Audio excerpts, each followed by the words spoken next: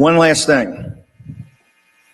The biggest scam they have, the biggest con, is not just the appropriations process and how they fund it. It's the Federal Reserve. Okay? 0.5% of the citizens of this country own more assets than the bottom 90%. That's all happened over the last 10 years since 2008. We took a monetary base of back in the 80s of $800 billion. The balance sheet of the Fed was $880 billion under President Bush, right? Balance sheet of the Fed is $9.5 trillion today. The debt's $30 trillion. We have $100 to $150 trillion of contingent liabilities, all just because we're the prime reserve currency. The greatest export we have is the dollar. But all of that rests on the shoulders of our children and our grandchildren. Those are all due bills that are come due. All we've done is we've just cranked everything up. That's why they're talking about these ridiculous, insane bills of trillions of dollars, because the Federal Reserve will print the money.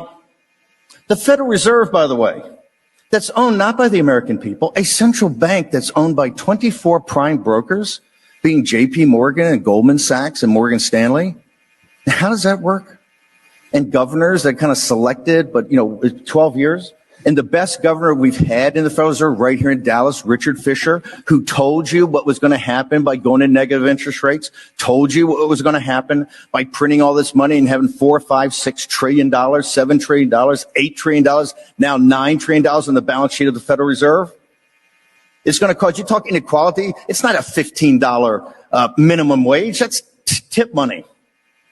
We have, I think M2 today is 22 or $23 trillion. That's how the administrative state pays for itself. We don't need to audit the Fed. We need to end the Federal Reserve. The Federal Reserve has usurped its power and the power of the American people and our elected representatives. And no, they do not have the consent of the governed. We will not comply. We will not submit, and it must be ended. In closing, let me